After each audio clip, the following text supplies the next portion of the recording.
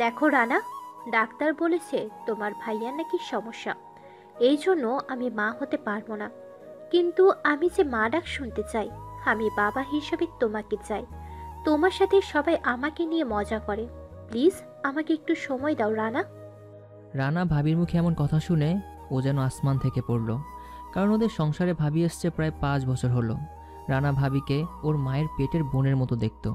কখনো ভাবিকে অন্য নজরে দেখেনি সে। আর আজকে সে ভাবি এটা কি বলল? ভাবির সাথে নাকি ওকে অবৈধ সম্পর্কে জড়াতে হবে। তাই রানা বলল, আমি কখনোই এমনটি করব না। কি হলো, চলো প্লিজ। ভাবি, এটা কখনোই সম্ভব না। কেন? আপনি ভালো করেই জানেন আমি এই পরিবারের কোন পর্যায়ে আছি। আমার শর্তে রাজি না হলে কিন্তু তুমি আরো বড় বিপদে পড়বে। দেখুন ভাবি, আমি এখন আমার বাবার টাকা খাই, তাতেও পরিশ্রম করে খেতে হয়। তুমি আমার শর্তে রাজি হলে তোমার ব্যাপারটা আমি দেখব। আমার জীবন চলে গেলেও আমি এরকম অবৈধ সম্পর্কে জড়াতে পারবো না। সরি। এটাই তোমার শেষ কথা? হুম। তাহলে 1 মিনিট অপেক্ষা করো। রানাকে 1 মিনিটের কথা বলে ভাবি শরীর থেকে শাড়িটা নিচে ফেলে দিল আর ব্লাউজটা ছিঁড়ে ফেলল। রানা তার সৎমাকে ডাকতে শুরু করলো। কে কোথায় আছো? আমাকে বাঁচাও। রানা আমাকে জোর করে ব্যবহার করতে চাইছে। 1 মিনিটের মধ্যে পরিবারের সকলেই সেখানে এসে উপস্থিত হয়ে গেল। ভাবি এক দৌড়ে গিয়ে রানার আমুর পেছনে দাঁড়ায়। তখন রানার বড় সৎ ভাই রাজু আসলো। আর রানার ভাবি তার স্বামী রাজুকে বলল, কান্না করতে করতে বলল, তোমার এই ভাই আমাকে একা পেয়ে জড়িয়ে ধরে। আমাকে বলে ভাইয়ার তো সমস্যা, তাই আমাকে একটু সময় দাও। দেখবে তুমি মা হতে পারবে। তারপর জোর করে আমাকে মাটিতে শুইয়ে ফেলে। রাজু কোনো কথা না বলে এসেই রানাকে ইচ্ছে মতো মারে। সাথে রাজুর আম্মুও মারে। আর রানার মার খাওয়া এটা নতুন কিছু নয়। কিছু থেকে কিছু হলেই তাহারা রানার গায়ে হাত তোলে। রানা বড় হয়েছে সেই দিকে কোনো খেয়ালই তাদের নেই। তারা রানা আর রানার বড় বোনকে তাহাদের বাড়ি চাকর মনে করে। এরপর রানাকে মারতে মারতে বাসার সামনে নিয়ে আসে। এমন সময় রানার বড় বোন সোহানা চলে আসে। রানার আপন বলতে তার বড় বোন সোহানাই আছে। প্রতিবারের মতো সে রানাকে ওদের হাত থেকে নিয়ে গেল। সোহানা রানার সামনে আসলে কেউই রানাকে মারে না। চলুন ওদের সংক্ষিপ্ত পরিচয় দিয়ে ফেলি। রানার বয়স যখন 5 বছর, তখন তার আম্মু মারা যায়। তখন আপন বলতে রানার বড় বোন সোহানাই থাকে। তখন সোহানার বয়সও প্রায় 7 থেকে 8 বছর। তারপর রানার আব্বু তাহাদের দিকে তাকে একটা বিয়ে করে নেয়। কারণ তিনি ব্যবসার কাজে বেশিরভাগ সময় বিদেশে থাকেন। রানার বাবা যাকে বিয়ে করেছে তার ঘরে একটা ছেলে থাকে যার নাম রাজু। তখন রাজুর বয়স 12 বছর। প্রথম 1 বছর ভালোই জানতো রানার সৎ মা সোহানা আর রানাকে। কিন্তু 1 বছর পর থেকে তাহার আসল রূপটা বের হয়ে আসে। নিজের সন্তানের জন্য সৎ সন্তানদেরকে দেখতেই পারত না। নিজের সন্তানকে রাখতো রাজপুত্র করে, আর রানার সোহানাকে রাখতো কাজের মেয়ের মতো। বাসার সকল কাজ সোহানা করত, আর বাইরের কাজ রানাকে দিয়ে করাতো। আর নিজের পুত্রকে পড়ালেখা করাতো। কোনো কারণবশত রানার আব্বু 2 বছরের জন্য ইন্ডিয়ায় চলে যায়। এই 2 বছরে তাহারা এমন কোনো কাম বাকি রাখেনি যা রানা আর সোহানাকে দিয়ে করানো হয়নি। কাজ করানো তো কথা নয়, সকাল সন্ধ্যা তাহাদেরকে মারত। এমনকি রাজু একদিন সোহানার দিকে বদ নজর দেয়। সেই দিন রানা রাজুকে একটা লাথি মারে, যার প্রতিশোধ এখনও নিচ্ছে রাজু।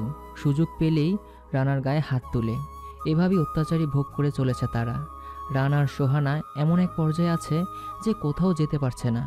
রানার সোহানা কিছু বলতেও পারে না বাবাকে, কারণ সৎমা তাহাদের মরা মায়ের কসম দিয়ে বলেছে যেন তাহাদের বাবা এই সম্পর্কে কিছু না জানে।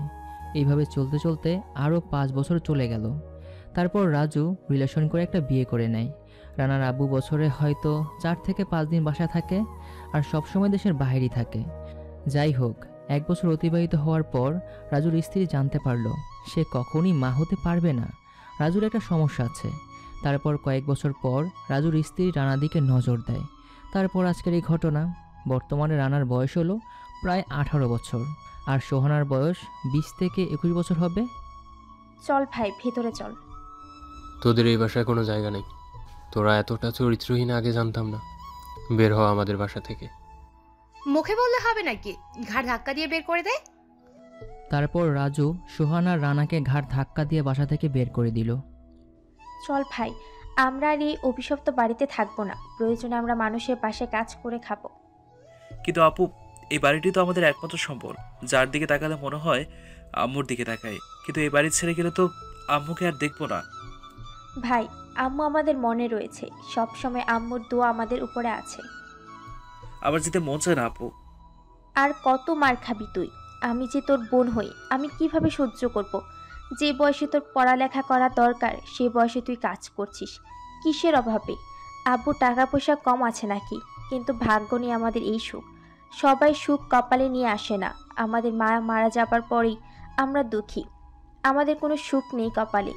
আমি নিজের জীবনটাও শেষ করে দিয়েছি তোর কারণে, কিন্তু তার প্রতিদান হিসেবে আমি পেয়েছি শুধু কষ্ট। তারপর রানা তার বড় বোন সোহানা বাসা থেকে বের হয়ে গেল। পেছনে তাকায় আর কান্না করছে। করার কিছুই নেই, কপালে যা ছিল তাই হয়েছে। রানার যেতে ইচ্ছে করছে না। রানা পেছনে তাকিয়ে আছে আর সোহানা টেনে টেনে নিয়ে যাচ্ছে তাকে। অবশেষে তাহারা চলে গেল একটা বস্তিতে। আপু, আমরা এখন কি করব? কোথায় থাকবো, কি খাবো? তুই কোনো কিছু চিন্তা করিস না, আমি আছি না। আমি থাকতে তোর কোনো চিন্তা করার কিছু নেই। রানা আর কিছুই বলেনি। এরপর সোহানা তার কানের দুলগুলোকে বিক্রি করে দেয়। বিক্রি করে প্রায় 50,000 টাকার মতো হয়। তা দিয়ে বাসা ভাড়া নিল আর টুকিটাকি মালামাল কিনল। কিছু খাদ্যদ্রব্য কিনে নিল। এরই মধ্যে বাড়িওয়ালির মেয়ে শিউলি তাহাদের ঘরে আসলো। আমি কি ভেতরে আসতে পারি? আরে শিউলি যে, আসো আসো। কি করা হচ্ছে দুজন ভাই বোনের? ভাবতেছি ভাইটাকে কি করব। কি করবেন মানে? আমার ভাইকে আমি অনেক বড় কিছু করতে চাই। আমি তাকে শহরের মধ্যে এমন একজন বানাতে চাই যে সবাই আমার ভাইকে এক নামে চিনবে। আমি কিচ্ছু হতে চাই না। আমি কাজ করব আর আপুকে খাওয়াবো, আর আমার আপুকে একটা বড়লোক বাড়িতে বিয়ে দেবো। বোনকে বড়লোক বাড়িতে বিয়ে দিতে হলে আগে নিজেকে বড়লোক হতে হবে। দেখ ভাই, এখন আমরা চৌধুরী বাড়িতে নই যে আমাদেরকে বড়লোক মানুষ দেখতে হবে। এখন আমার একটাই চাওয়া যে তুই এমন কিছু হবি যার ফলে তোকে দেখলে সবাই সেলুট দিবে। যে নিজের পরিশ্রমে কিছু একটা হবি যার ফলে তুই ওদেরকে দেখিয়ে দিবি তুই কি কি পারিস, আর ওদেরকে তোর পায়ের নিচে নিয়ে আসবি। তোকে মিথ্যা অপবাদে যারা অপরাধী বানিয়েছে তাদেরকে তুই দেখিয়ে দিবি। পারবি না তুই? কিন্তু আপু, কিভাবে এটা সম্ভব? হ্যাঁ, এটা তো বাস্তব জীবন। এটা তো আর সিনেমা না যে ডিরেক্টর বড়লোক বানিয়ে দেবে। এইসব না, এইগুলো সিনেমাতেই হয়। এটা তো কথা নয়। মানুষ চেষ্টা করলেই নিজেও করতে পারে। মানুষ পারে না এমন কিছুই নেই এই দুনিয়াতে। তুই তো ইন্টার পর্যন্ত পড়েছিস, এখন আগে কলেজে ভর্তি হ, তারপর আমি বাকিটা দেখতেছি। তুমি কি পাগল নাকি? কলেজে ভর্তি হতে হলে তো অনেক টাকা পয়সার ব্যাপার আছে। শোন, আমার কাছে যে জিনিসপত্র আছে স্বর্ণের, তা বিক্রি করলে কম হলেও 5 থেকে 6 লক্ষ টাকা হবে। কিন্তু আপু, এটা তো আম্মু তোর জন্য রাখছে। তোর কাছে তো আম্মুর শেষ স্মৃতি এই জিনিসগুলোই আছে। তোকে প্রতিষ্ঠিত করতে গিয়ে এই জিনিসপত্র বিক্রি করলে আম্মু আরো বেশি খুশি হবে। চেষ্টা করলে বোনকে এর থেকেও বেশি কিছু করে দিতে পারবে। এই নে, এইগুলো বিক্রি করে নিয়ে আস, তারপর বাকিটা করব। আমাদের কলেজে ভর্তি হতে পারবে আপু, কাছেই আমাদের কলেজ। তাহলে তো ভালোই হবে। আচ্ছা, আমি যাই, এগুলো বিক্রি করে আসি। এরপর রানা জিনিসগুলোকে বিক্রি করতে গেল শহরে। সব কথাবার্তা শেষ করে নেয়। দোকানদার থেকে 5,80,000 টাকা বিক্রি করে। রানা আসার আগে বলল দোকানদারকে, ভাই, এই জিনিসগুলো আপনি বিক্রি করিয়েন না। আমি 10 বছরের মধ্যে জিনিসগুলো আপনার কাছ থেকে কিনে নেব, ডবল টাকা দিয়ে। ধর্মিয়া, আপনি কি পাগল নাকি? এত দামি জিনিস আমি রেখে দিলে আমার ব্যবসা সামনে আগাবো কেমনে? ভাই, এটা আমার মায়ের শেষ স্মৃতি। অনেক বিপদে পড়ে বিক্রি করেছে, প্লিজ ভাই। আচ্ছা, আমি এইগুলোকে গোডাউনে দিয়ে বলবো এইগুলো যেন না বিক্রি করে। ভাইয়া। তারপর রানা বাসায় চলে গেল। আপু, এই নাও, সবগুলো বিক্রি করে আনছি। শিউলি বোন, তুমি কালকে ওকে কলেজে অ্যাডমিশন করে দিও। আপু, করব। আপু, আমার পড়ালেখার পাশাপাশি একটা কাজও করতে চাই। জীবনে কম কাজ তো করিসনি। তুই সোনার চামচ মুখে নিয়ে জন্ম নিয়েছিলি। আমি হওয়ার পর আম্মু আব্বু প্রতিদিন আল্লাহর কাছে দোয়া করতো একটা ছেলের জন্য। যখন তুই আসলি আমার আব্বু আম্মু অনেক খুশি হয়েছে, আর আমিও খুশি হয়েছি। আম্মু যতদিন বেঁচে ছিল ততদিন তোর গায়ে একটা ফুলের আঁচড়ও পড়েনি। আম্মু মারা যাওয়ার পরই তোর সব সুখ নিয়ে গেল। এখন আমি আছি, তাই আমার ভাইকে রাজপুত্রের মতো রাখবো। কলেজে কেউ যেন তোর এই পরিচয় না জানে। সবাই যেন বুঝতে পারে তুই বড় লোকের সন্তান, কারণ আমার ভাই বলে কথা। তোর যখন যা লাগবে তাই আমাকে বলবি, আমি দিব। অন্যান্য বন্ধুদের থেকেও তুই বেশি টাকা খরচ করবি, তোর চলাফেরা থাকবে অন্যরকম। আর একটা বাইক কিনে দেব তোকে টাকা হলে। আমি বাইক চালাতে পারি না তো।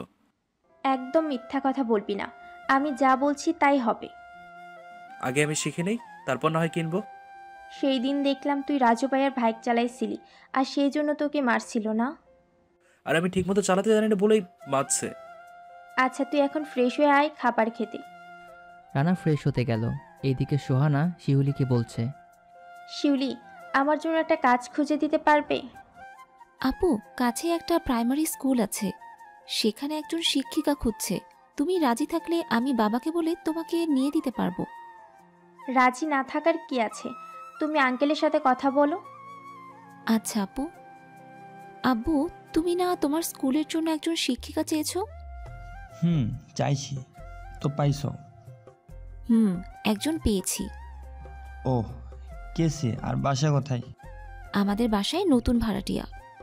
কিন্তু প্লিজ কোনো কিন্তু বলিও না, অনেক বিপদে আছে তারা। আচ্ছা তুই যেহেতু বলছোস, আমি কি আর বলবো। কাল থেকে তাহলে সে জয়েন করবে? তারপর শিউলি তার রুমে চলে গেল। পরের দিন সকালে রানা নতুন জামা কাপড় পরে রেডি হয়ে নেয়। এমন সময় শিউলিও চলে আসে। কি আপু, তোমার ভাই কি রেডি হয়েছে? এই রানা, বের হয়ে নে ভাই আমার, তোর জন্য শিউলি দাঁড়িয়ে আছে। আসছি আপু। আচ্ছা আপু, আমি দামি দামি। পারি না মানে? কেমন যে গা চুলকায়। তোর জন্ম হয়েছে এগুলো পড়ার জন্য, এখন থেকে অভ্যাস করে নে, তাহলেই তুই পারবি। আর একটা কথা, কলেজে কখনো মারামারি করবি না। আর সব সময় একটা কথাই মাথায় রাখবি, তোকে অনেক বড় কিছু একটা হতে হবে। তুমি থাকলেই হবে, আমার সব কিছুই তো তুমি। এত ইমোশনাল হলে হবে না, পুরুষের মন শক্ত করতে হবে। আপু, দেরি হয়ে যাচ্ছে, বাকি টিপস কালকে দিও। তারপর শিউলি আর রানা কলেজে চলে গেল। রানা শিউলির পেছনে পেছন হাঁটে। তাও কেমন জানি রানার মধ্যে আনকমফোর্টেবল কাজ করছে। রানার মনে হয় কোনো অভিনয় করতেছে সে, তাই এমন লাগছে।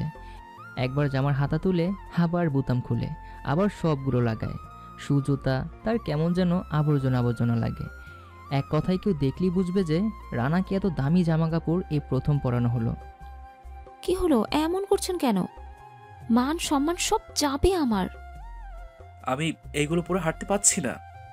বোন বানাতে চাই হিরো, আর সে হতে চাই জিরো। হ্যাঁ। কি রে শিউলি, এটা তোর বয়ফ্রেন্ড নাকি? সব সময় সব কিছু নিয়ে মজা করবি না। আমি আবার কি করলাম? নতুন কাউকে দেখলে আগে জিজ্ঞেস করবি যে কে হয় ইনি আমার। আচ্ছা সরি দোস্ত। আচ্ছা চলো, তুমি আমার সাথে স্যারের রুমে। তারপর রানার শিউলি স্যারের রুমে গেল। স্যার রানাকে দেখে বলল, তুমি আবিদ সাহেবের ছেলে না? রানা চুপ করে আছে। স্যার আবারও বলে, তোমাকে আমি কিছু জিজ্ঞেস করেছি। জি স্যার। তো তুমি এখানে পড়বা কেন? তোমার বাবা না বলেছিল তোমাকে ইন্ডিয়াতে পড়াবে? আর তোমার সৎ মা তোমাকে আগের মতো ভালোবাসে?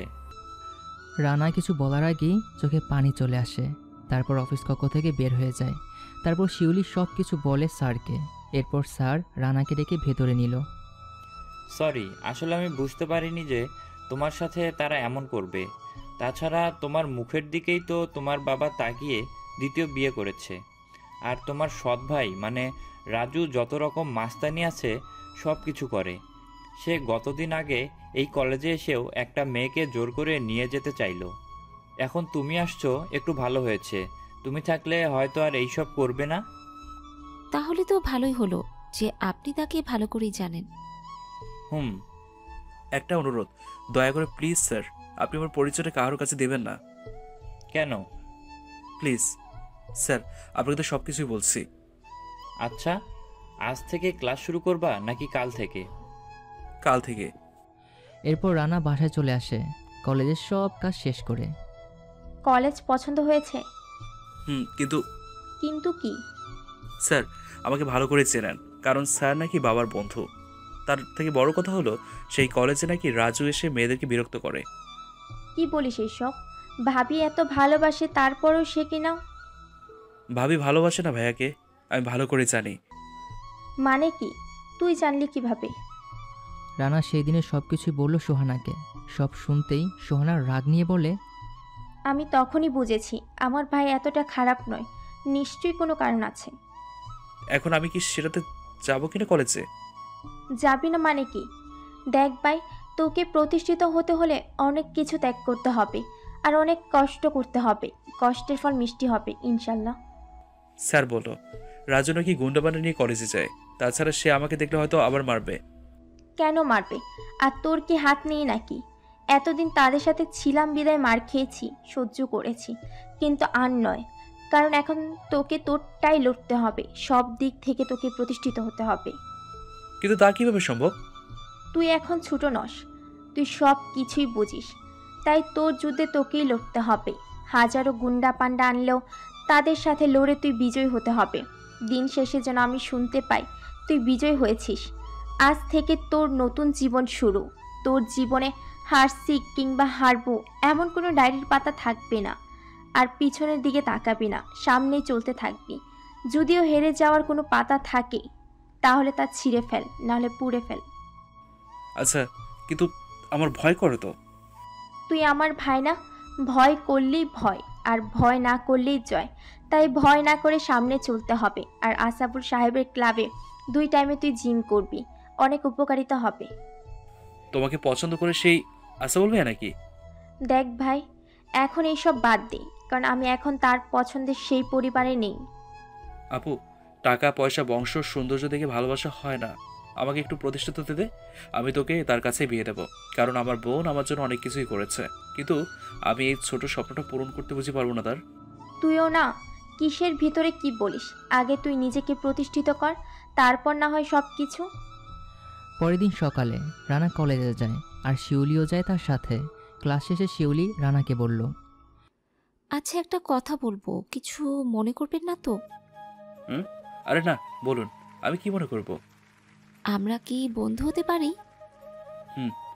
আমি তো কাউকে তেমন চিনি না, তাহলে তো আপনি বন্ধু হলে আমার ভালোই হবে। তারপর রানা আর শিউলি বন্ধুত্ব করে নেয়। বন্ধুত্ব বলতে শিউলি প্রথম দেখায় রানাকে পছন্দ করে ফেলে।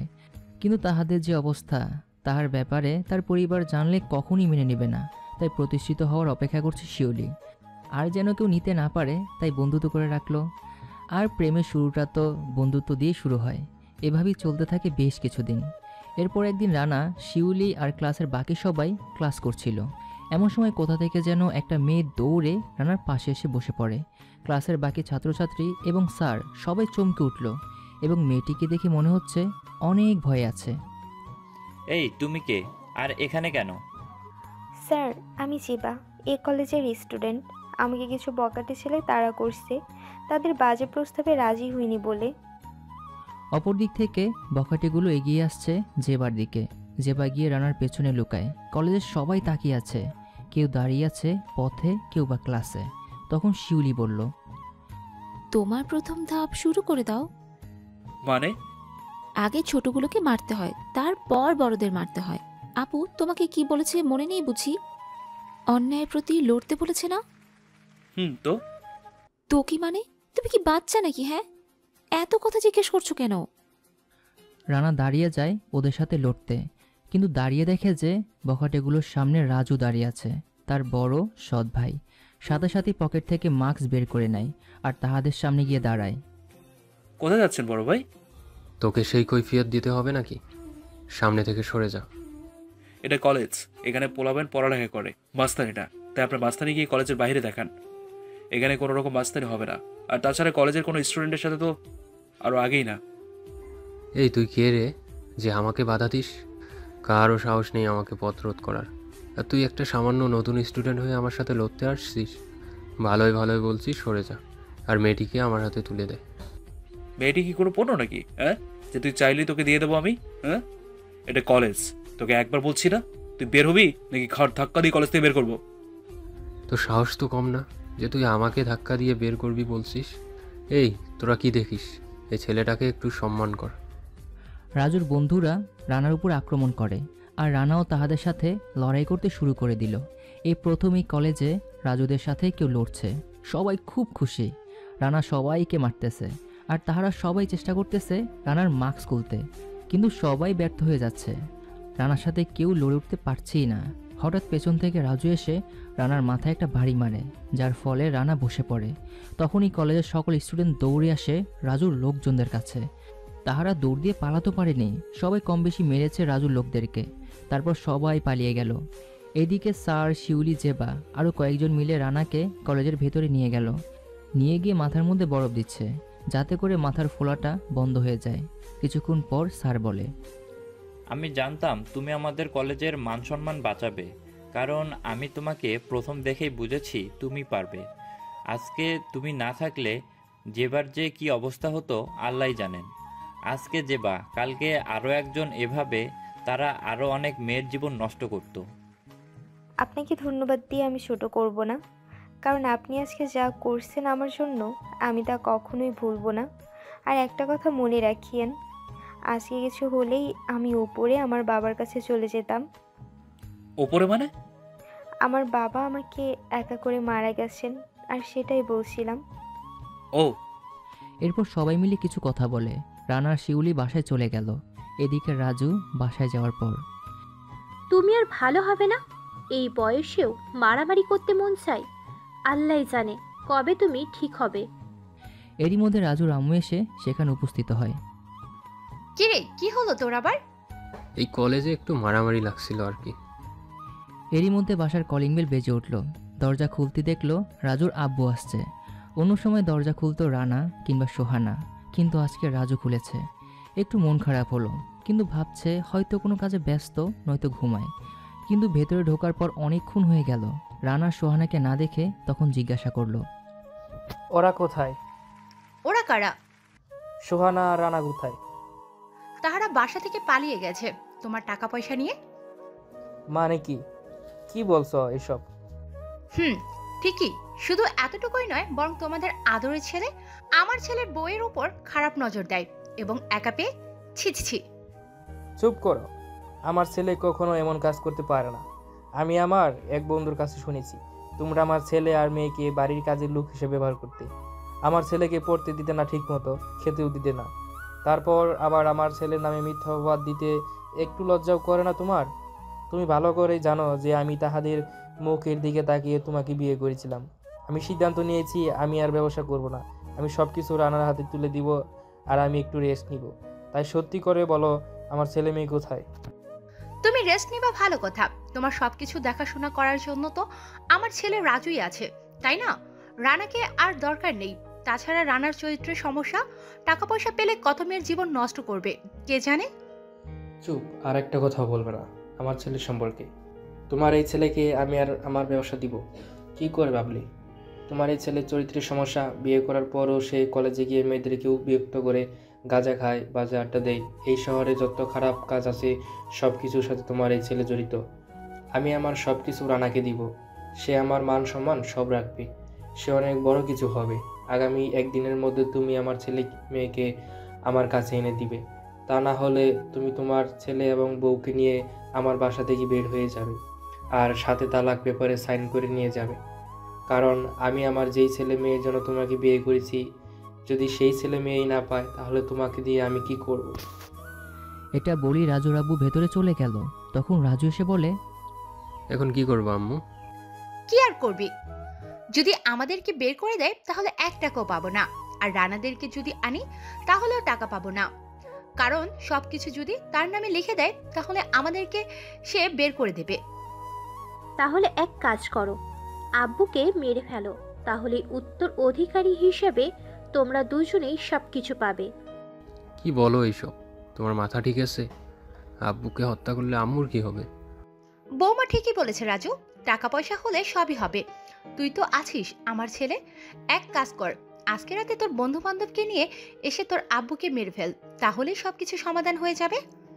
তুমি সবকিছু ভেবে বলছো তো আম্মু? যা করার আজকে রাতেই করতে হবে। সোহানা আর রানা নাস্তা করতে বসলো। এমন সময় আসাবুল দৌড়ে আসে তাহাদের বাসায়। কি হলো আসাবুল ভাইয়া, আপনি এখানে? একটা দুঃসংবাদ নিয়ে আসছি। কি সেটা? তোমার আব্বু আর নেই। নেই মানে? কালকে রাতে তোমার বাবা মারা গেছে। রানা আর সোহানা কথাটা শুনেই বসা থেকে দাঁড়িয়ে গেল। দুজনই কান্না শুরু করে দেয়, কিন্তু রানা আওয়াজহীন কান্না করে আর সোহানা আওয়াজ করি কান্না করে। সোহানা নিজেকে কন্ট্রোল করতে অনেকটা চেষ্টা করছে, কিন্তু পারছেই না, কারণ বাবাই যে একমাত্র আপন ছিল তাহাদের, কিন্তু সেও আজ নেই। বাবা তো দেশে ছিল না, তাহলে কিভাবে হলো? গতকালকে সকালে আসছে বাংলাদেশে, আর সেই রাতেই নাকি স্ট্রোক করে মারা গেল। চল ভাই আমরা যাই। এখন কি করবেন? এখন তো মাটিও দিয়ে দিয়েছে সম্ভবত।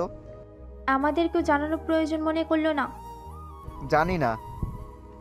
থাক, আপু যাওয়ার কোনো প্রয়োজন নেই, কারণ আমাদের আপন বলতে সে বাড়িতে একমাত্র যে ছিল সেই যেহেতু নেই, তাহলে আমরা কি করব? এরই মধ্যে শিউলি এসে উপস্থিত হয়। কি হয়েছে? তোমরা এমন মন মরা হয়ে আছো কেন? কিছু কি হয়েছে? রানার আব্বু মারা। কি? কিভাবে কি হলো? আপু, আমি কলেজে যাচ্ছি, তুই বাসায় থাকিস, খেয়ে বিশ্রাম নে, মন খারাপ করিস না, আল্লাহ যা করে ভালোর জন্যই করে। এরপর আসাবুল চলে গেল এবং শিউলি আর রানাও চলে গেল, কিন্তু সোহানার মনে একটা প্রশ্ন জাগলো। আচ্ছা, বাবা যদি সত্যি স্ট্রোক করতো তাহলে তো আমাদেরকে খবর দিত, আর এত তাড়াতাড়ি দাফন তো করতো না। নিশ্চয়ই এর মধ্যে কিছু একটা গোলমাল আছে, আমার এটা বের করতেই হবে। এরপর সোহানা চলে গেল তাহাদের বাসায়। গিয়ে দেখে বাসার ভিতরে সবাই পার্টি করতেছে, বক্স বাজিয়ে। ভেতরে ঢুকে মনেই হচ্ছে না যে এই বাড়িতে কেউ মারা গেছে। অতপর সোহানা লুকিয়ে লুকিয়ে তাহাদের কাছে যায়। অল্প একটু আগাতেই শুনতে পেল তাহাদের কথা। এখন সব কিছুই আমার, এখন থেকে যা ইচ্ছা তাই করতে পারবো আমি, কেউ বাধা দিতে পারবে না। বাবা, কত বড় সাহস যে আমার ছেলেকে কিছুই দেবে না। এখন কবরে গিয়ে দেখ কে নিয়েছে। শোন বাবা, এখন থেকে ব্যবসার সব দায়িত্ব তোর, সবকিছু দেখে শুনে রাখিস, কেমন? এখন সব কিছু আমাদের, তবে এখানে যা কিছু আছে সব সমানভাবে 3 ভাগ হবে। কেন 3 ভাগ হবে? 1 ভাগ তোমার, আর 1 ভাগ আমার, আর 1 ভাগ আম্মার। বৌমা, তুমি কেন ভাগ চাচ্ছ? আমার ছেলের মানেই তো সবকিছু তোমার। ভাগ হবে 2টা, একটা আমার আর একটা তোমাদের। বাবাকে খুন করছি আমি, সব কিছু আমারই প্ল্যানে ছিল, তাহলে টাকা কেন তোমাদের মাঝে বন্টন হবে? রাজুর মুখে এই কথা শোনার সাথে সাথে সোহানার মাথায় যেন আকাশ ভেঙে পড়ল, কিন্তু চুপ করে মুখে হাত দিয়ে কথা শুনছে। কারণ যেই ছেলে টাকার জন্য নিজের বাবাকে খুন করতে পারে, সেই ছেলে নিজের স্ত্রীকে খুন করতে পারবে না, এটার কোনো সন্দেহ আছে? দেখো মা, 2 ভাগ করে আমি আমার ভাগ নিয়ে যাই, তারপর তোমরা তোমাদেরটা যা ইচ্ছে করে নিও।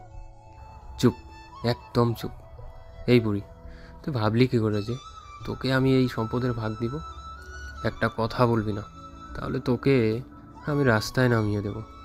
তোর কিছুই নেই, এটা মনে রাখিস, তাই সাবধান। আর এই মাগি, তোকে আমি সম্পদ দিব কেন? টাকা পয়সা থাকলে তোর মতো হাজারো নারী রাতের ঘুম পাড়ানোর কারণ হবে। আমাকে আমার ভাগ না দিলে আমি পুলিশকে বলে দেব, সব কিছু বলে দেব A to Z। এটা বলার সাথে সাথে টেবিলে থাকা ছুরি দিয়ে রাজু তার স্ত্রীকে আঘাত করে এবং ছুরি মেরে উপরে উঠে গেল। আর রাজু রাম্মু তার রুমে গিয়ে কান্না করতেছে আর ভাবতেছে, এই টাকার লোভে পড়ে আমি আমার স্বামীকে হারালাম, আমি আমার সন্তানকেই চিনতে পারলাম না, আমি খাল কেটে কুমির আনলাম, এর থেকে তো আমার সৎ ছেলে মেয়েই ভালো ছিল। রাজুর স্ত্রী চেয়ার থেকে নিচে পড়ে গেল।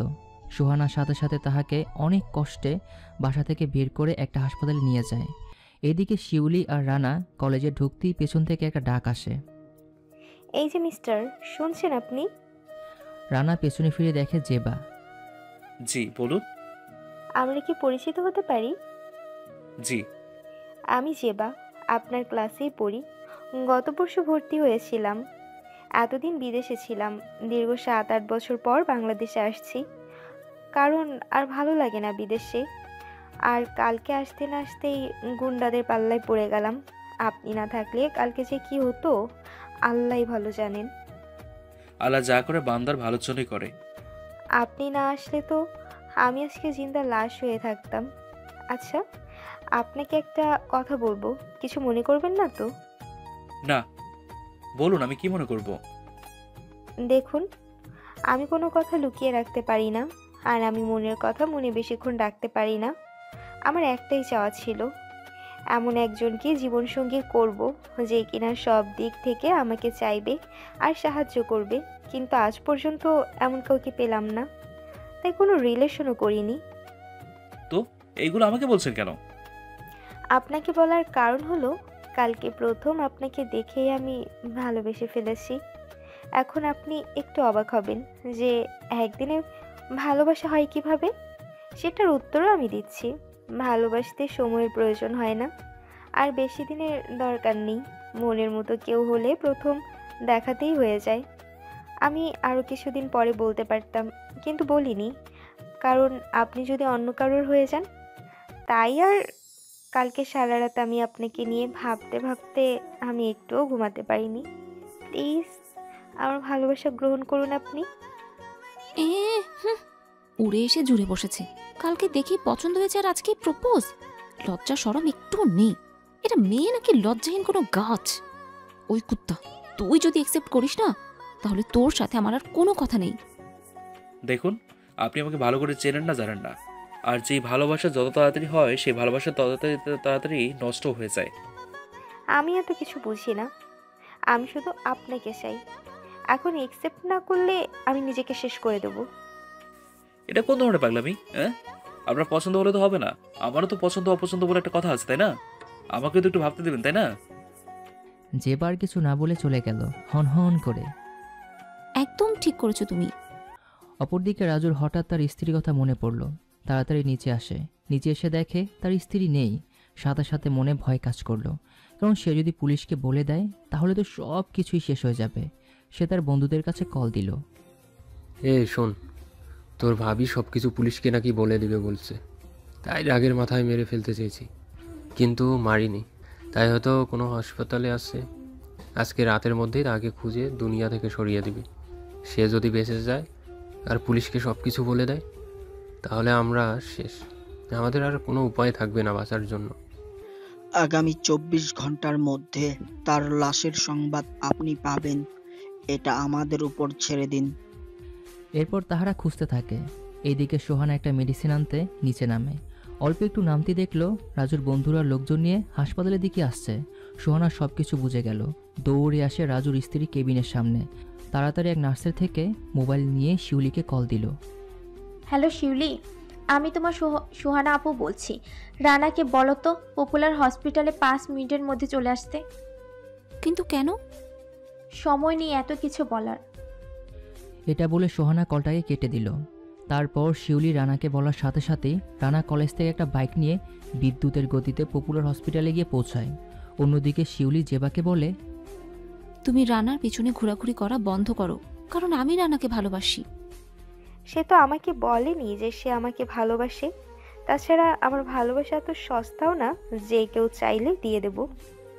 আচ্ছা, তুমি বড়লোকের মেয়ে, বিদেশ থেকে এসেছো, অথচ তুমি কেন একটা বস্তির ছেলের সাথে প্রেম করবে? হ্যাঁ, তোমার পরিবার মানবে? বস্তির ছেলে মানে? এই রানা বস্তিতে থাকে। তার মা বাবা কেউ নেই। আপন বলতে তার একজন বোন আছে। তারা 2 ভাই বোন আমাদের বাড়িতে ভাড়া থাকে। তাছাড়া ওর চরিত্রেও একটু সমস্যা আছে। চরিত্রের সমস্যা মানে? সে তার সৎভাবের সাথে খারাপ কাজ করতে গিয়ে ধরা পড়েছে। এখন তুমি বলবে এত কিছু জেনে কেন আমি তাকে ভালোবাসি? আসলে আমার বাবা তাকে পছন্দ করে, আর আমার বাবা হার্টের রোগী, তো না বললে যদি কিছু একটা হয়ে যায়, তাই আমিও না বলতে পারিনি। কিন্তু তার চলাফেরা দেখে তো এমন কিছুই মনে হয় না। বিশ্বাস না হলে তুমি স্যারকে জিজ্ঞেস করো। আর কালকে যে লোকটি তোমাকে ব্যবহার করতে চেয়েছিল, সেই লোকটি হলো তার সৎ ভাই, আর তার স্ত্রীকেই সে ব্যবহার করতে চেয়েছে। জেবা শিউলি থেকে কথাগুলো শুনে নিস্তব্ধ হয়ে গেল। প্রথম একজনকে ভালোবেসেছে, আর সে এমন গরিব হলে সমস্যা ছিল না, চরিত্রেও তো সমস্যা আছে। রানাকে যতটা ভালোবাসতো এখন ঠিক ততটাই ঘৃণ্য করে জেবা। কিন্তু তার একটাই কথা, সে মুখোমুখি হবে রানার একটাবার। তাই কালকে দিনের অপেক্ষায় আছে। এরপর জেবা বাসায় চলে গেল। অন্যদিকে রানা হাসপাতালে ঢুকতেই দেখে তার বোনকে নিয়ে টানাটানি করছে কিছু ছেলে। তার বোন আইসিইউর দরজার সামনে লোকদেরকে ভেতরে ঢুকতে দেয়নি বলে তাহারা সরানোর চেষ্টা করলো। রানার তো দেখি মাথা গরম হয়ে গেছে, সাথে সাথে ওদের সাথে লড়তে যায়। শুধু রানা কেন, যে কোনো ভাই এত গরম হবে তার বোনের গায়েকেও হাত দিলে। অনেকক্ষণ মারামারি করে তাহাদেরকে হাসপাতালে ভর্তি করানো হলো। রানা বলল তার আপুকে, এরা কারা আপু? আর তুমি এখানে কেন? সোহানা মনে মনে ভাবলো যদি রানাকে সব বলেই দেয় তাহলে হয়তো সে ওকে বকবে কিংবা রাজুকে মেরে ফেলবে, তাই সে মিথ্যা বলে। আমার এক বান্ধবী অসুস্থ, তার লোকেরা তাকে মারতে আসছে, তাই আমি বাধা দেওয়াতে আমার গায়ে হাত তোলে। আচ্ছা চলো বাসায় যাই। তুই যা, ও এখানে একা তো, তাই আমার থাকা খুব প্রয়োজন। শিউলিকে বলে দিয়েছি যে তোকে খাবার দিতে। এরপর রানা বাসায় ফিরে যায়। কিছুক্ষণ পর রাজুর স্ত্রী জ্ঞান ফিরে, আর তার জ্ঞান ফিরতেই চোখ খুলে দেখে সোহানা। একটু একটু মনে পড়ে যে সোহানা তাহাকে বাসা থেকে বের করছে। আপু, আপনাকে যে আমি কি বলে ধন্যবাদ দেব বুঝতে পারছি না। আমি আপনাদের সাথে এত খারাপ আচরণ করার পরেও আপনি আমাকে বাঁচালেন, আর যাদের জন্য এত মিথ্যে নাটক করলাম তারাই আমাকে মেরে ফেলতে চেয়েছিল। হাসপাতালেও তো কিছু গুন্ডা আসছিল আপনাকে মারার জন্য, কিন্তু এই আপুর ছোট ভাই এসে তাহাদেরকে হাসপাতালের বেডে শুইয়ে দিয়ে গেল। রানা, এসেছো আমাকে বাঁচাতে? আমি কল দিয়েছিলাম। আপু, সেদিন আমি ইচ্ছে করে রানার সাথে এত বড় মিথ্যে অভিনয় করি।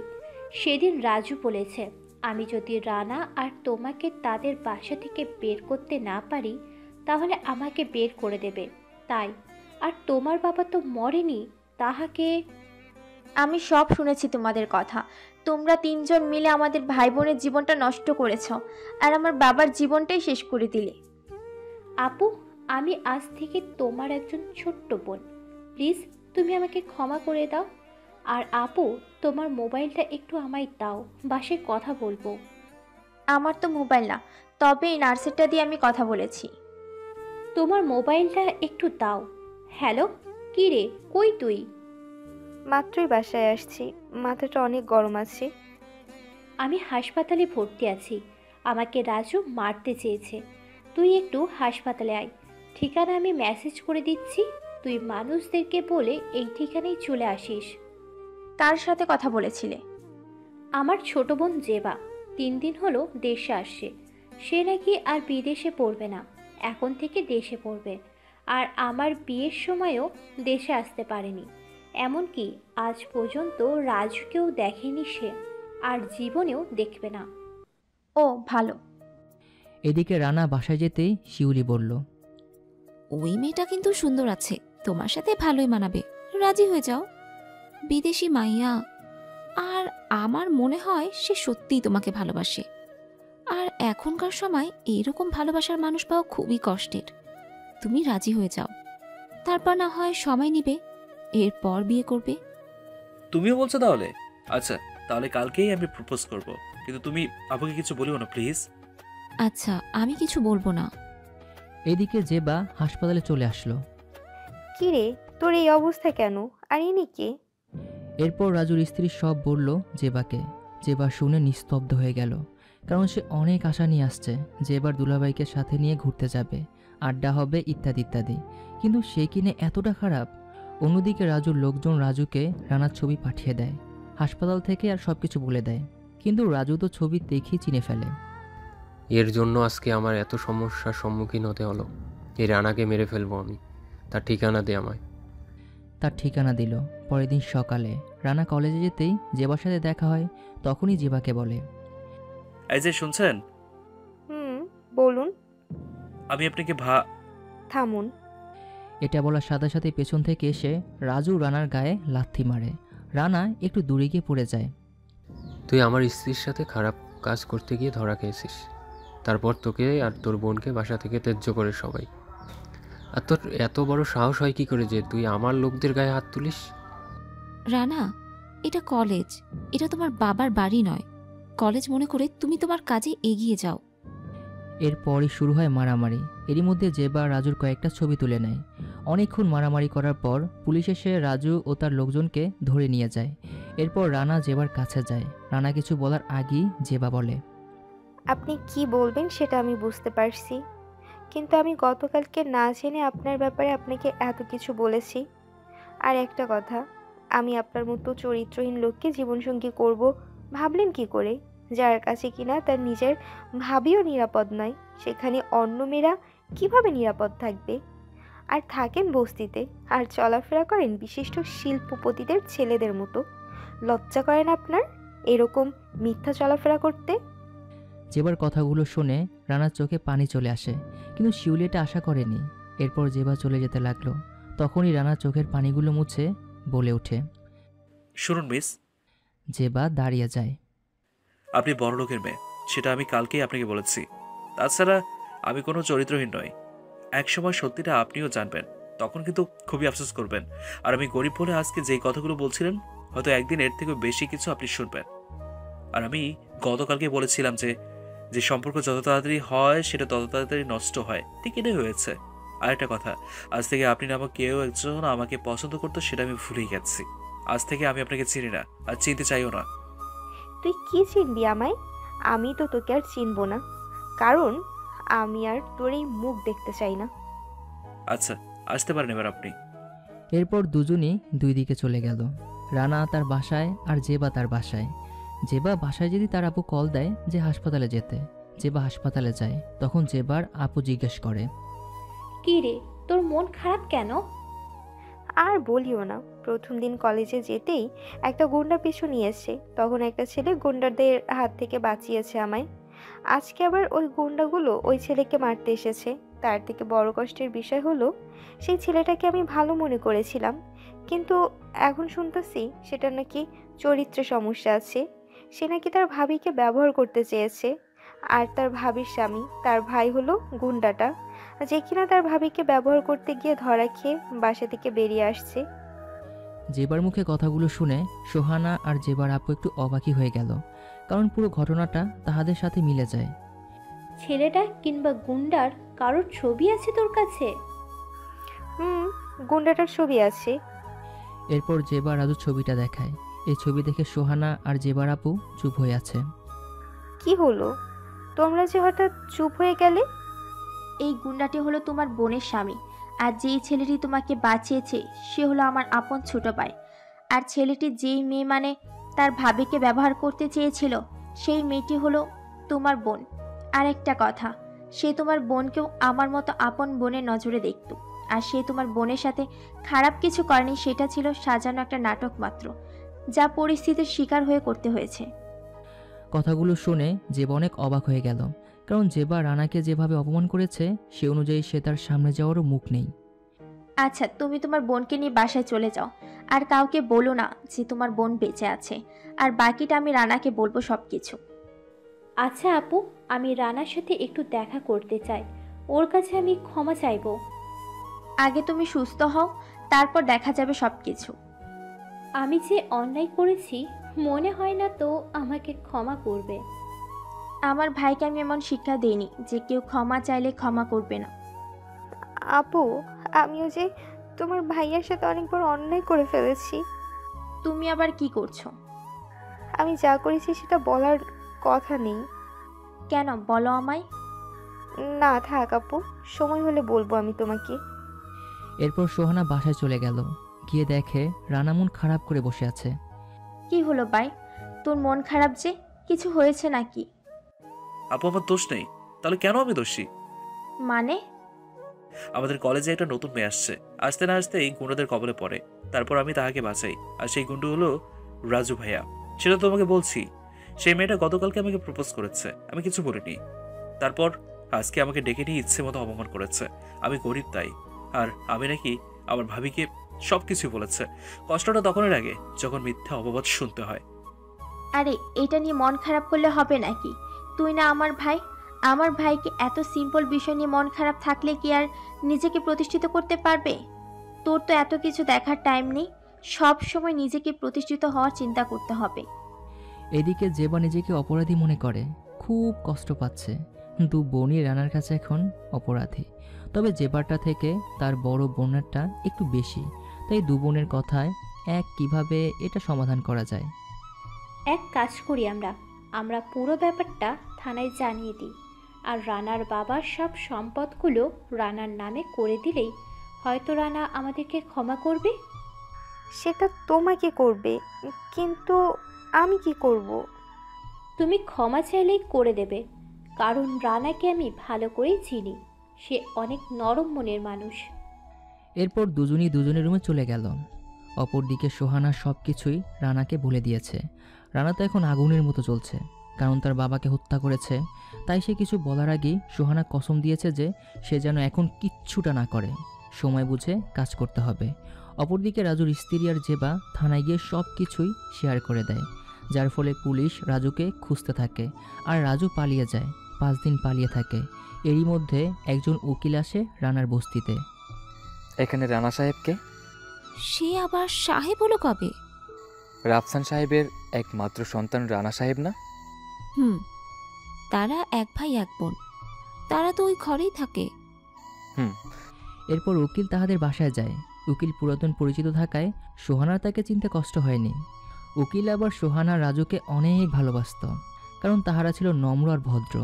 আর রানা সোহানা উকিলকে চাচা ডাকত। কি ব্যাপার চাচা যান, আপনি এখানে কেন? তোমাদের জন্য একটা খুশির সংবাদ নিয়ে আসছি। আমাদের জন্য আবার খুশির সংবাদ? রানা কই?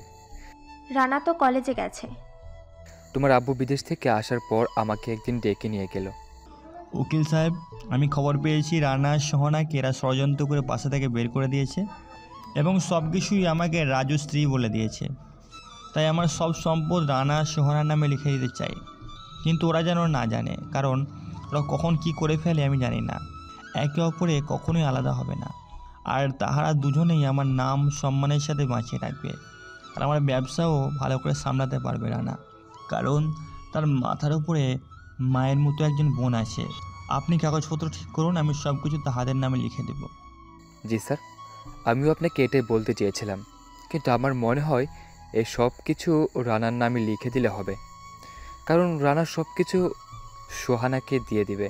তাই সোহানার নামে না দিয়ে রানার নামে দিলে আমাদের মামুনি সোহানা সব থেকে বেশি খুশি হবে। এরপর উকিল কাগজপত্র ঠিক করে নিয়ে যায়। উকিল সাহেব, কাউকে কিছু বলবে না, আমি তোমাকে বিশ্বাস করি, তাই সব কাগজপত্র তোমার হাতে তুলে দিলাম। তুমি এই সব কিছু সময় মতো রানার হাতে তুলে দিবে, আর এটাই আমার শেষ চাওয়া তোমার কাছে। জি স্যার, দোয়া করবেন সারা জীবন যেন আপনাদের এই রকম বিশ্বাসের মর্যাদা রাখতে পারি। বর্তমানে এরপর চলে আসি তোমাদের বাসা থেকে। তারপর পরের দিন সকালে আমি খবর পাই যে রাতে নাকি স্যার মারা গেছে, আর সে মরেনি, তাকে মারা হয়েছে। সেটা আমাকে রাজুর স্ত্রী বললে। আমি ভাবছি আরও কয়েকদিন পর রানাকে অনুষ্ঠান করে সারপ্রাইজটা দিব, কিন্তু দেখি এখন রানা না থাকায় সব কিছু হালছাড়া হয়ে যাচ্ছে। আর আমি তোমার সৎমা আর সৎ ভাইয়ের নামে থানায় কমপ্লেন করেছি, তাই পুলিশ এসে তাদেরকে নিয়ে গেছে। এখন বাসা পরিপূর্ণ খালি। তোমাদের বাসায় চলে যাও, আর কাল থেকে রানাকে অফিসে পাঠিয়ে দিও। জি চাচা যান। এরপর উকিল চলে আসে। এখন আমাদেরকে ভুলে যাবে আপু, তাই না? আরে না, আমি তো তোমাকে আমার ভাইয়ের বোন বানিয়ে নিয়ে যাব এটা ভাবছি। কি বলেন এসব আপু? আমি তো একজনকে ভালোবাসি। তাছাড়া আমি রানা ভাইয়াকে ভাইয়া ছাড়া অন্য কোনো নজরে দেখিনি। আর রানা ভাইয়াকে তো জেবা ভালোবাসে, আর রানা ভাইয়াও। তুমি আমার সাথে মজা করছো না তো? মজা করব কেন আপু? আমি হৃদয় নামের এক ছেলেকে ভালোবাসি, আর বিয়ে করলে তাকেই করব। আমার বিয়েতে আপনাদের দাওয়াত দিব। সোহানা কি ভাবলো আর কি হলো? সোহানা কখনোই ভাবেনি যে শিউলি এমন কিছু একটা কথা বলবে। সে মনে করেছে যে শিউলি আরও খুশি হবে। কি আর করার, মন খারাপ করে বসে আছে। এরই মধ্যে রানা চলে আসে। কি হলো আপু, তোমার মন খারাপ যে? না, এমনি একটা খুশির সংবাদ আছে। কি আপু? এরপর সোহানা সব কিছু বলে। রানা প্রথমে বিশ্বাসই করেনি, পরে বিশ্বাস করে। এরপর রানা সোহানাকে বাসায় পাঠিয়ে দেয়, আর সে আশাবুলের কাছে যায়। রানা, হঠাৎ তুমি এখানে? ভাই, আমি জানি আপনি আপুকে ভালোবাসেন, আর আমার আপুও আপনাকে ভালোবাসে, কিন্তু যে কোনো একটা পরিস্থিতির কারণে আমরা আমাদের বাসা ছাড়তে হয়েছে আমাদের। আর বাসা ছেড়ে দিয়ে আমরা এমন এক পরিস্থিতির সম্মুখীন হয়েছি যে আপুকে আপনার হাতে তুলে দেওয়ার মতো কিছু ছিল না। তাই সাহস করে আপনাকে কিছু বলিনি আমি। এখন আমরা আমাদের পুরাতন বাড়িতে ফিরে পেয়েছি। আমার বাবা সব কিছুই আমার আর আপুর নামে লিখে দিয়ে গেছে। আর আমি এই খুশির দিনে আরেকটা খুশির সংবাদ দিতে চাই, সেটা হলো আপনি যদি রাজি থাকেন তাহলে আগামী 2 দিনের মধ্যেই আমার আপুর আর আপনার শুভ কাজটা সেরে ফেলতে চাই। শোনো, তোমাদের কিছু না থাকলেও আমি তোমার বোনকে বিয়ে করতাম, কারণ আমি তোমার বোনকে ভালোবাসি, তোমাদের টাকা পয়সাকে নয়। শুধু একটু সুযোগের অপেক্ষায় ছিলাম। তাছাড়া আগামীকাল কেন, তুমি যদি বলো 2 ঘন্টা পর দিবা, আমি তাহলেও রাজি। আমি আগামী কালকের মধ্যেই আমার বাবা মাকে সব কিছু নিয়ে তোমাদের বাসায় পাঠাবো। আচ্ছা ভাইয়া। এরপর রানা বাসায় যেতে দেখলো প্রথমে তার ভাবি, এরপর জেবা, আর তাহাদের দুজনের মাঝে সোহানা। রানা কারোর সাথে কথা না বলে বলল, আপু, আগামী পরশু আসাবুল ভাইয়ের সাথে তোর বিয়ে। আমি সব কিছু ওকে করে আসছি। আজকের ভিতরে ব্যান্ড পার্টি চলে আসবে, আর ডেকোরেশনও তুই কয়েকজন লোক ঠিক করে বাসাটা সাজিয়ে নিস। তুই কি পাগল নাকি? বলা নেই কোয়া নেই, আমাকে কিছু না জানি এত কিছু কেন করলি? তাছাড়া এখন আমাদের কোনো কিছুই ঠিক হয়নি। আগে সব কিছু ঠিক করে নিই, তারপর। এদিকে অফিসের অবস্থাও ভালো না। আমার বোন আগে, তারপর সব কিছু। আমি প্রতিজ্ঞা করেছি যেই দিন আমার সফলতা ফিরে আসবে সেই দিনই তোর বিয়ে সব কিছু ফাইনাল করে ফেলবো। তাছাড়া একটু আগে পুলিশ রাজুকে ধরে নিয়ে গেছে, আর রাজুর আম্মুকেও সাথে নিয়ে গেছে। আর অফিস এক সপ্তাহের জন্য উকিল আঙ্কেল দেখবে। আমি সব বলে দিয়েছি। তুই এই অল্প সময়ের মধ্যে এত কিছু কিভাবে করলি? আমি একা করিনি, আমার সাথে আসাবুল ভাইয়াও ছিল। আচ্ছা সবকিছু বাদ দে, আমি আগে স্বর্ণকারের দোকানে যাচ্ছি, তোর জিনিসগুলো কিনে আনবো, কারণ ওইগুলোই আমাদের আম্মুর শেষ স্মৃতি। এগুলো বিক্রি করিসনি তুই?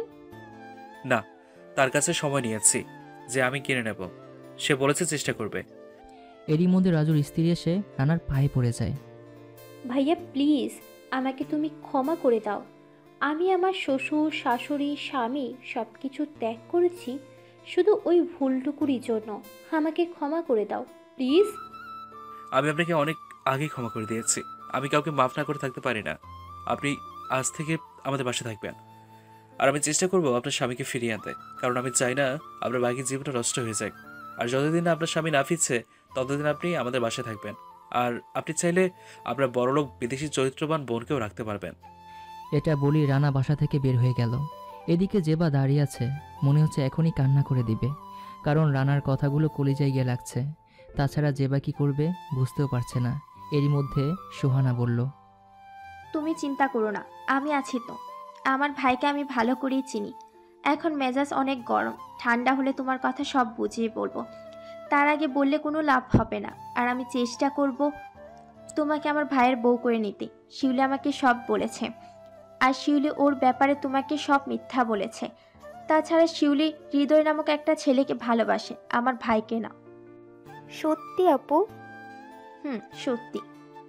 সব কিছু বাদ দিয়ে দাও, আগামী পরশু আপুর বিয়ে, তাই অনেক কাজ আছে। সব কাজ আমাদেরই করতে হবে। এর কিছুক্ষণ পরই ডেকোরেশন চলে আসলো। পুরো বাড়ি বিয়ে বাড়ি হয়ে গেল। আত্মীয় স্বজনরাই সবাই কম বেশি আসতেছে। এত অল্প সময়ে এত সব কিছু গুছিয়ে ফেলেছে রানা।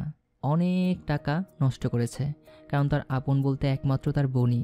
রানা ডেকোরেশনের লোকজনকে কাজ দেখিয়ে দেয়। এরই মধ্যে জেবা পেছনে এসে দাঁড়ায়। রানা অনেকক্ষণ পর পেছনে তাকিয়ে দেখে জেবা দাঁড়িয়ে আছে।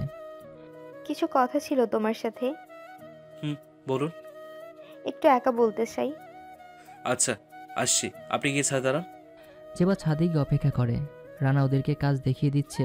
এরই মধ্যে হঠাৎ আশাবুল কল দিল। সোহানার জন্য শপিং করছে, সেগুলো আনতে গেল। রানা ভুলেই গেল যে সে কাউকে অপেক্ষা করতে বলেছে। রানা বাজারে গিয়ে শপিং করলো। তারপর সোহানার জন্য কিছু জিনিসপত্র কিনে রাত 8টায় বাসায় চলে আসে।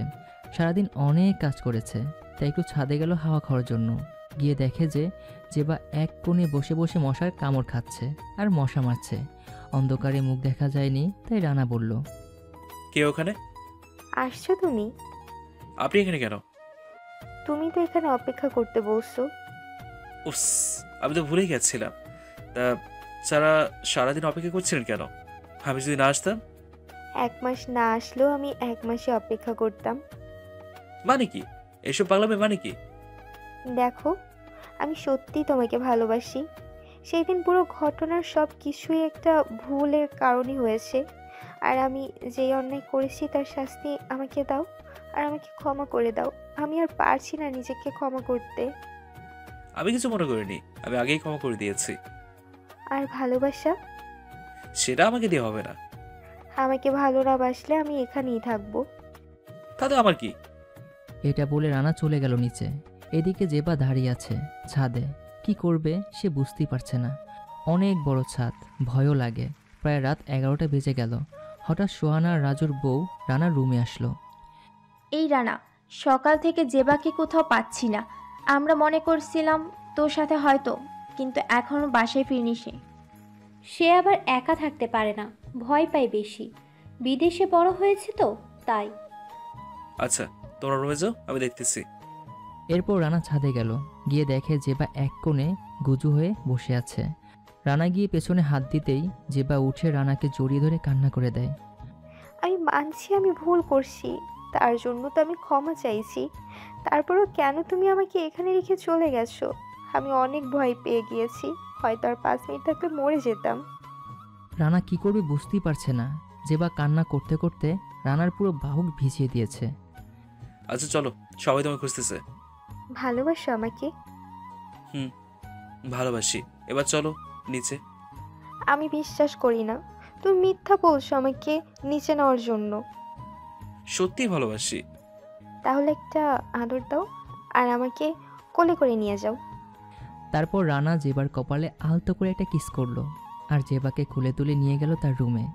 জেবা রানার কোলে ঘুমিয়ে গেল, তাই রানা তাহাকে তাহার রুমে কোলে করে নিয়ে শুয়ে দিল। সোহান আর জেবার বড় বোন দেখে মুখ সরিয়ে নিয়েছে।